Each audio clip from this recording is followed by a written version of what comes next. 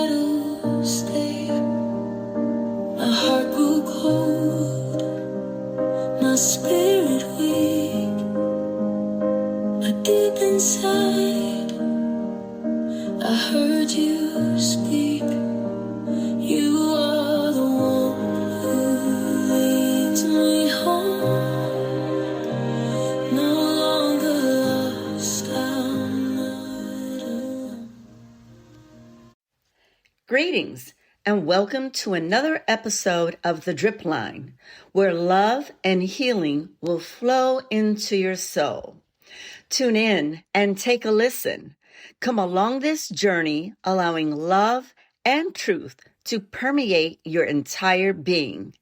Hopefully, the message shared today will touch your heart, bringing you closer to your healing, empowering you for your daily life, and helping you move through the process successfully. Over the years, I have come to observe that denial is like a four-letter word. It can be a lethal weapon that destroys one's well-being at so many levels and in so many ways. Ongoing denial, in my opinion, is a mental position that says, I am not the problem and I don't have a problem. Persistent denial is a symptom of deeper problems, no doubt. A person living in this state can tend to blame other people for the wrongs, mishaps, misfortunes, and failures in their own lives. Denial can deny help, turn away from reality and the truth about one's own circumstances. I am talking about ongoing, persistent behavior that's a symptom of a deeper problem. This behavior serves as a mask for underlying mental and emotional issues. It can be extremely frustrating to live with someone in denial, to know someone in denial, to work or affiliate with someone in denial. Someone who creates problems for themselves and others, someone who dumps their problems on others, denies that anything is wrong, or whines about their problems and refuses to face them head on. It's a deadly road. It's a rocky road. Denial speaks. It often says, I'm okay, but you're not. Denial says, I am not the problem, but someone else is, or something else is. Denial says, I don't need help, I'm good. Denial says, I wish everyone would get their act together so I can be at peace. When in reality, the confusion, the roadblocks, the delays, the lack, the frustration, the unhappiness, and the chaos lies within. Denial is like a disease. It is a cover-up for deep-seated issues that lie within, and if not tended to, will continue to fester like poison in one's soul. In my experience and in my studies, people that are in denial of their own mental or emotional or psychological frailties are constantly looking for a way to blame society, family, friends, or enemies for their attitudes, issues, feelings, and problems. The person never wants to admit or are just incapable of admitting that they have a need for healing, and they rarely want to get counsel. This person might ask for help, but might not ever even take the advice or put it into action. Yes, they might take it, they might listen, but not follow it.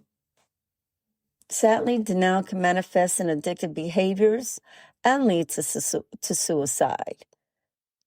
Denial can manifest in many ways, but it's always detrimental to the person and may actually impact the lives of loved ones, co-workers, etc.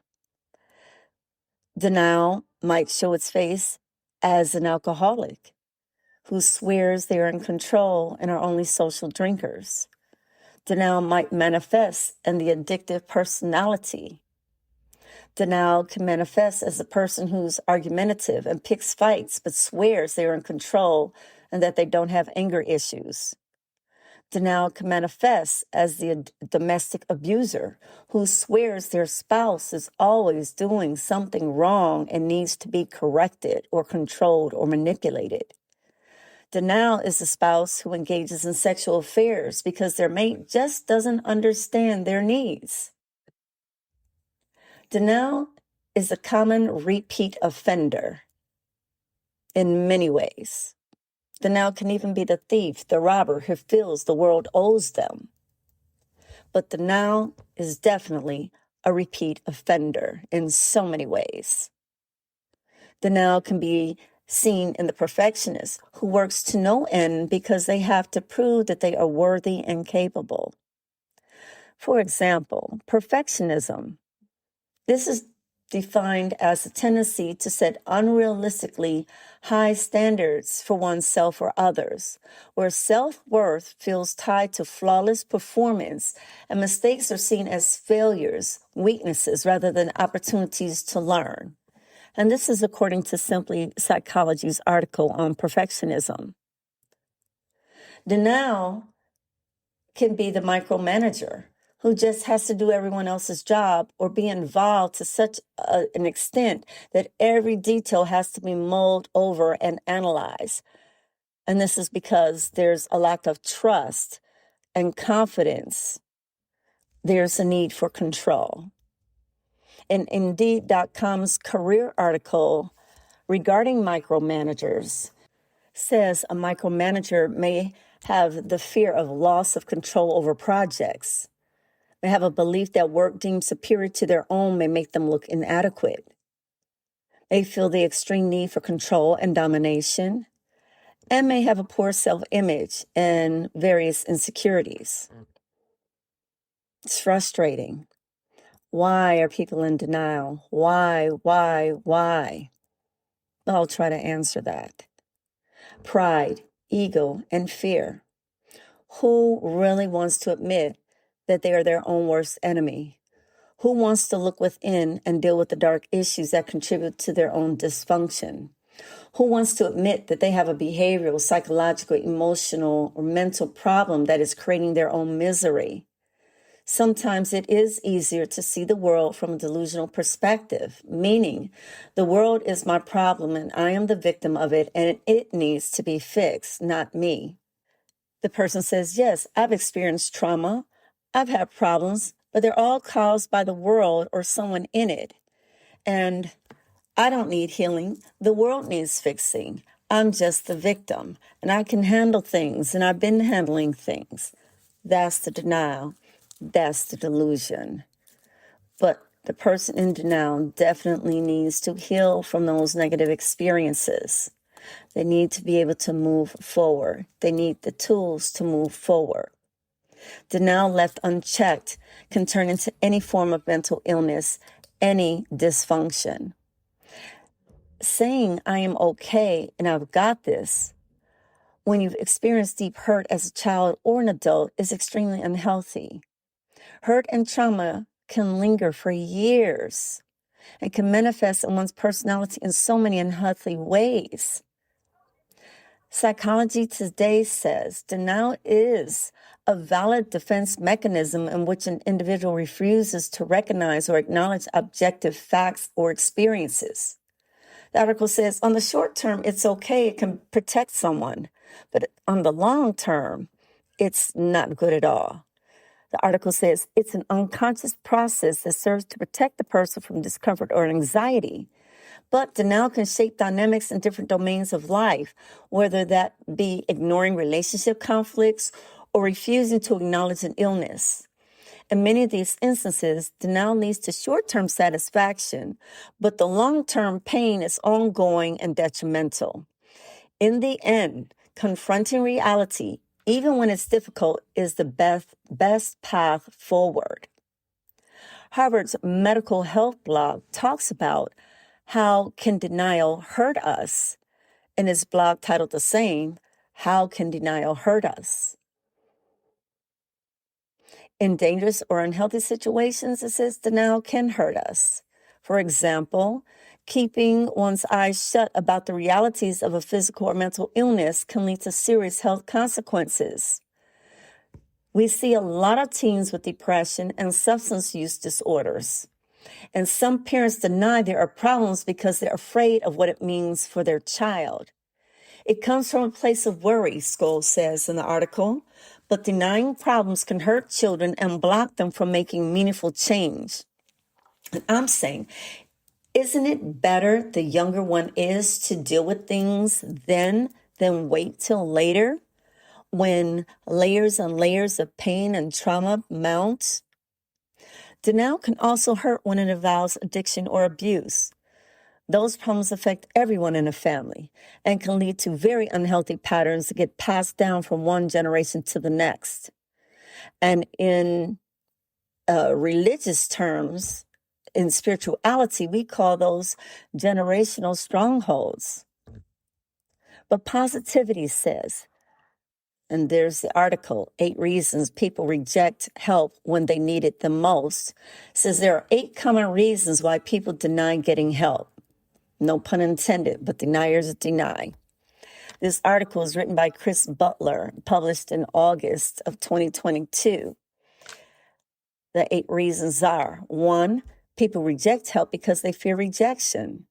No one likes to reach out and only to find out that someone is unwilling or unable to help them. 2, you don't want to feel like a burden. We know that we always feel like we're taking up somebody's time and that everyone has their own issues, their own things to handle. And why would they have time to help me? 3, people mentally chastise themselves. A person will give themselves a mental talk about how they need to get over it and just do it. It's like, suck it up. Just suck it up and move on. 4, the person does not want to owe anyone anything. You know, we live in a society where we feel we always have to get paid, or if somebody does something for us, we have to pay the favor back. No one does anything just to do something for someone. And I shouldn't say no one. There are people out there that will, but we take on the position that I don't want to owe anybody anything. It's the old saying, I'll scratch your back if you scratch mine. People always want something in return. 5, people switch to energy savings mode. It can be very overwhelming emotionally to realize that one can't do it all and that a person needs help. It takes energy, it takes honesty, it takes work to get help. It's true. And sometimes it just seems insurmountable. And then when people let their guard down, they feel very vulnerable and oftentimes embarrassed. And that's why it's important to find someone that you can trust to talk to. There are lots of questions that need to be answered when someone is in denial. It is a lot of work and there's a lot of pressure, but it is better to deal with it head on than for it to weigh you down for the rest of your life. The 6th reason, a person may reject assistance because the person feels like it's an obvious sign of weakness. From birth, we're often taught, and specifically in different cultures, that you have to be tough. You have to build the strength within yourself to take care of yourself. These destructive thought processes are even more detrimental for males whose parents believe crying shows emotional weakness. We know we've heard that. 7, a person fears losing control of a situation. Many people reject help because they fear losing control of their own life, of their own situations and circumstances. Vulnerability is scary. Vulnerability can be very challenging for people as it creates awkwardness sometimes and exposure. Number 8, people don't want to become dependent on others. Past experiences often cloud judgment when it comes to needs. Perhaps people feel that by asking for help, they'll be constantly dependent for that help and not know how to get along on their own. So those are the 8 reasons why people may reject that they're in denial and not get help. We live in a fallen world, everybody. We live in a world with hurting people, and hurting people hurt others and themselves. Most of us have suffered some type of emotional injury at some point in our life. And I'm going in this direction because of the recent suicide that my good friend experienced in her family recently. And the questions keep coming up. Why? Why didn't this person get help? Why didn't they reach out? Why didn't they let somebody know? They seem to be doing better than ever before. How did we miss it? So we have to consider, and we have to be careful. We have to consider how we deal with people. And we have to consider how we deal with ourselves. There is no shame in getting or seeking support. If someone fails you, do not give up and do not stuff it inside. I know that sometimes getting help costs money.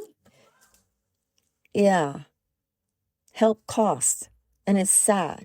And sometimes the systems that don't cost fail us. But keep seeking support.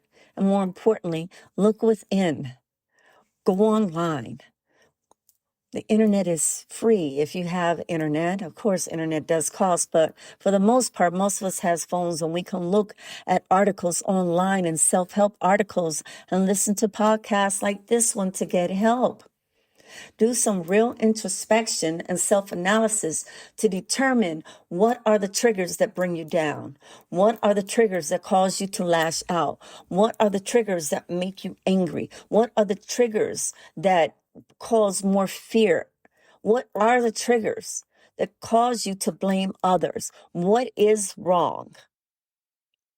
It is unhealthy to continue to develop unhealthy habits because of being in denial. Personality traits do form over time due to negative experiences and denial. Now, the Bible discusses many things about our fallen world and our sinful nature. And sometimes it may seem harsh, but God's wisdom cannot be challenged. God knows us inside out, even if we don't know him and even if we don't want him. I'm going to read a few scriptures. Mark chapter 7, verse 20 and 22 state, and he said, what comes out of a person is what defiles him.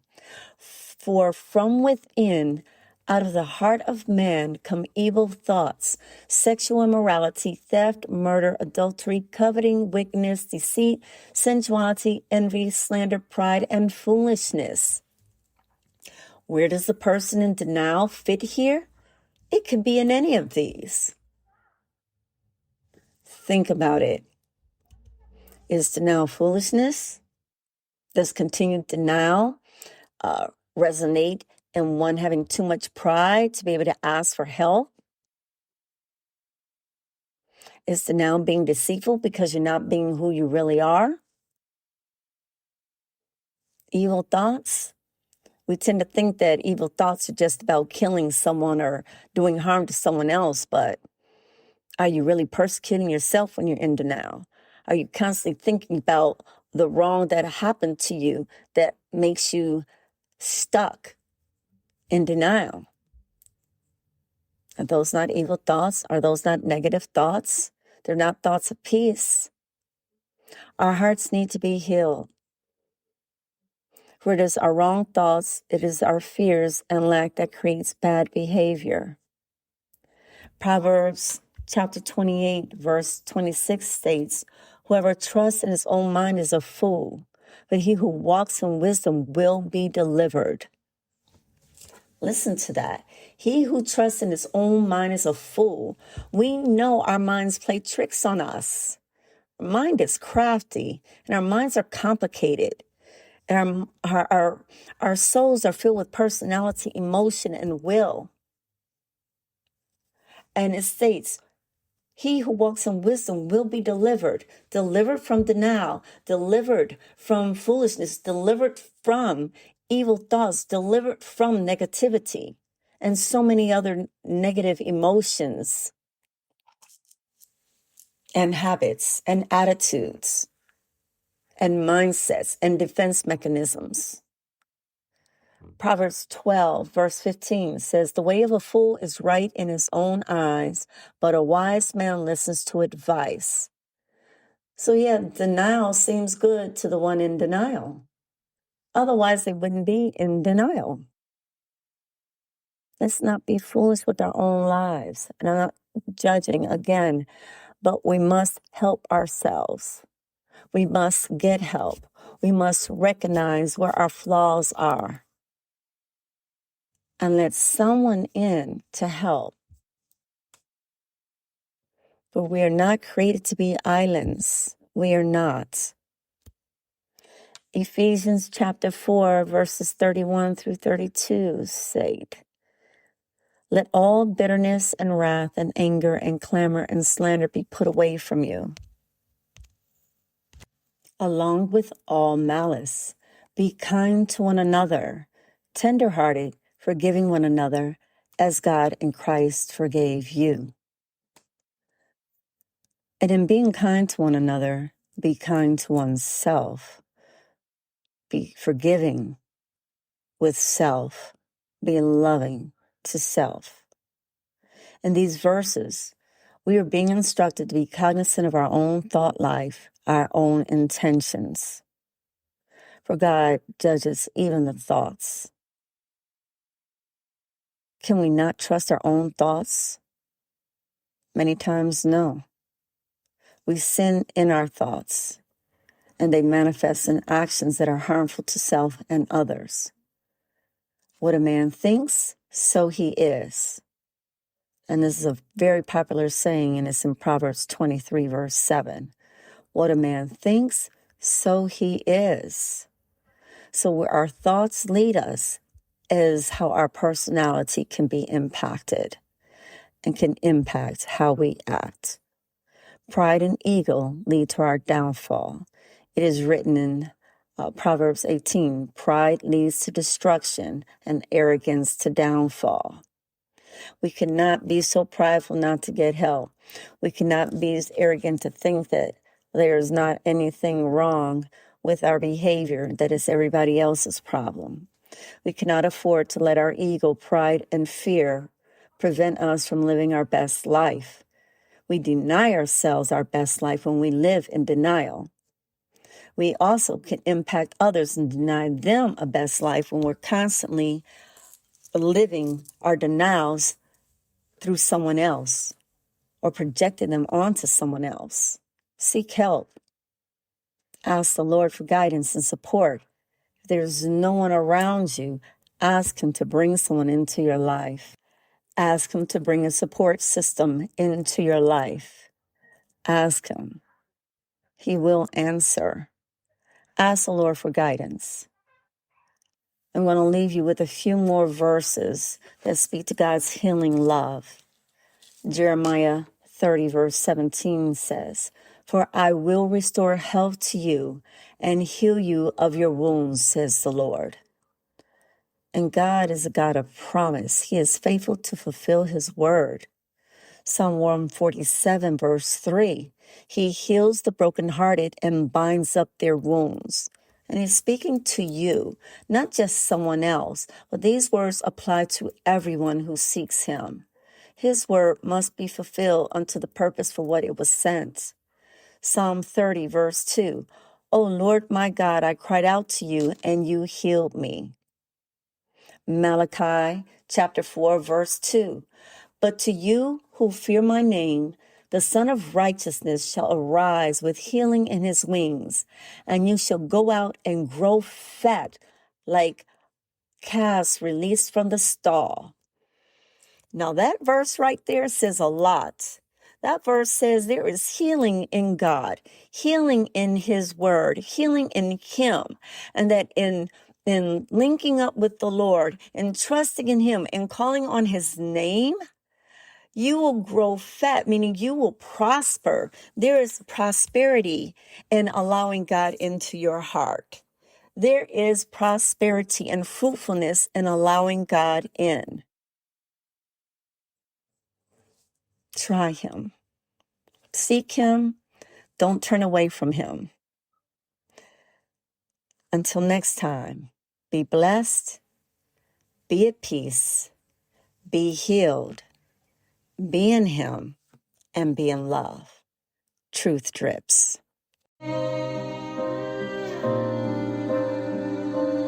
I've been